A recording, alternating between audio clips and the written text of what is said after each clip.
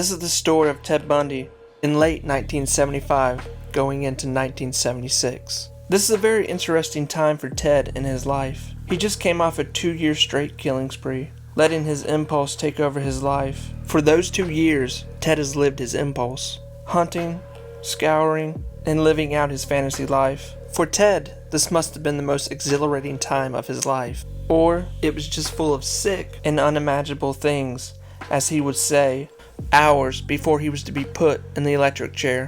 1976 and 1977, it's unknown if Ted killed anybody. This is such a weird time for Ted in his life. With Ted's arrest on August 16, 1975, to escaping December 30th, in 1977, it's unknown if Ted laid hands on anybody. This will lead Ted in a full circle. August of 75, Ted is arrested by a Utah Highway Patrol police officer.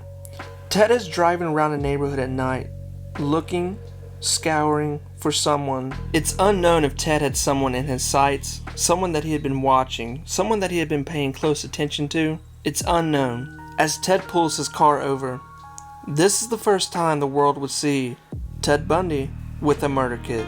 With Ted being arrested this night, obviously he tried to talk his way out of it.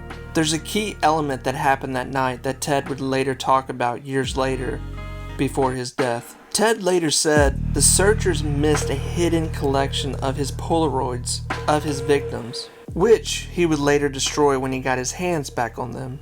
Now, this is a key situation that Ted has talked about. No evidence has ever come out that these pictures do exist, but Ted did bring these polaroids up twice in later interviews. So it is highly believed that Ted was not lying, that he took pictures of his victims before death and after death, and maybe even days after death of his victims. With Bundy's arrest in 75, this will lead to unusual, odd, and somewhat of a full circle in his life. Now, getting to the point of this story, we'll skip over a few little details to get to where we want to be.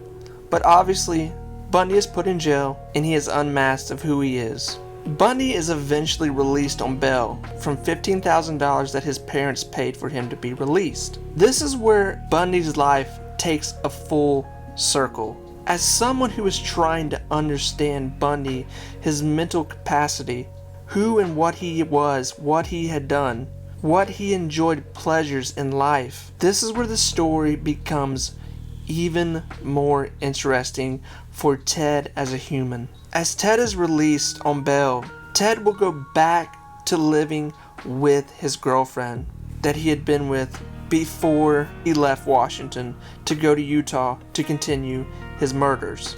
Now, Ted is back home with his girlfriend and her daughter, waiting on his trial to begin. He is being heavily watched day and night by police. Now, why is this so interesting? For the past 2 years, Ted has been stalking, stealing, murdering, doing the most awful, obscene things to humans one can imagine. And now, he is back home, sleeping in a bed with his girlfriend, with her daughter in her bedroom sleeping. Ted is waking up, eating breakfast with them, doing day-to-day life. He has went from living his fantasy life for the past 2 years to now putting his obsession, his impulse, away, held tight.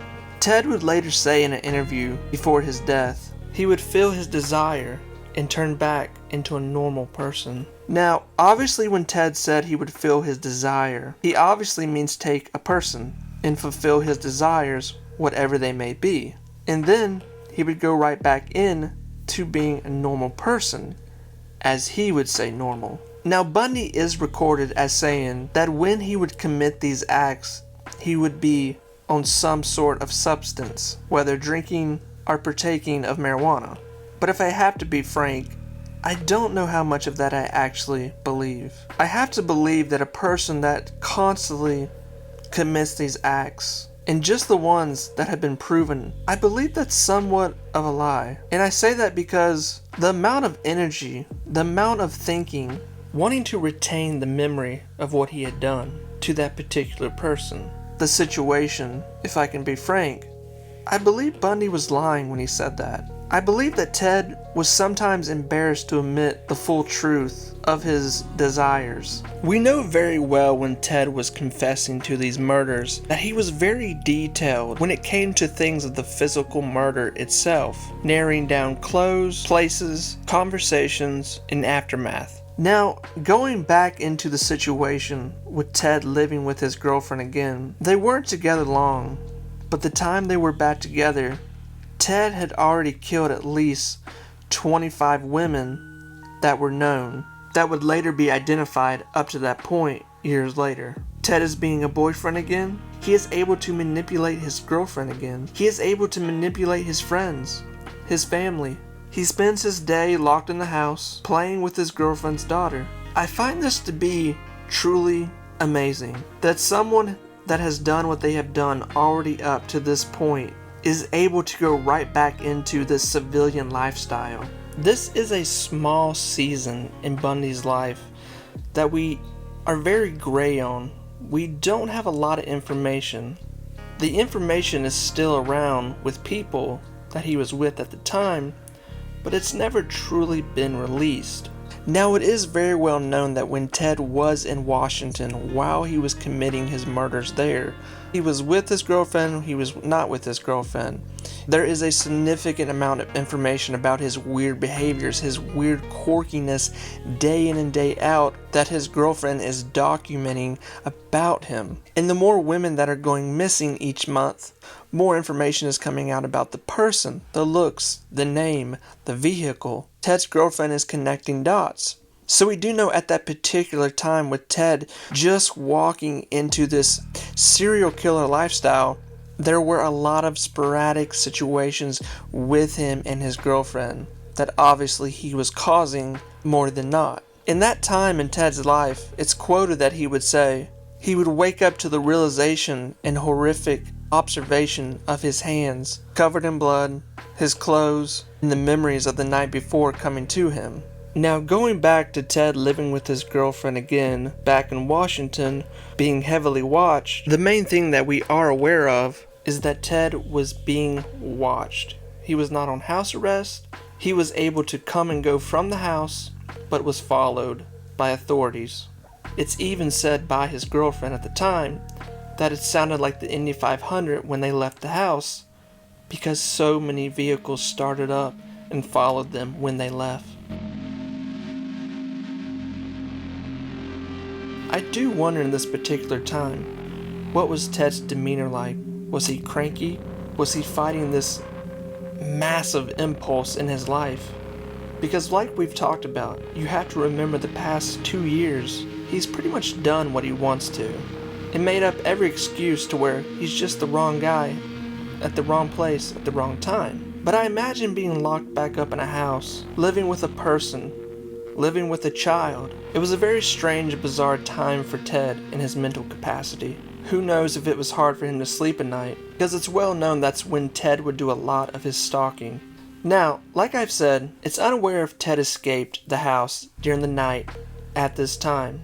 Now, as far as it is known, Ted did not commit any murders while he was back in his girlfriend's home. It's unclear if he had met up with an old acquaintance or just a random person that he knew in town. Ted would talk about that as well in later interviews, where he would have female friends around town that he would occasionally just meet up with and have relations with. No violence, nothing like that.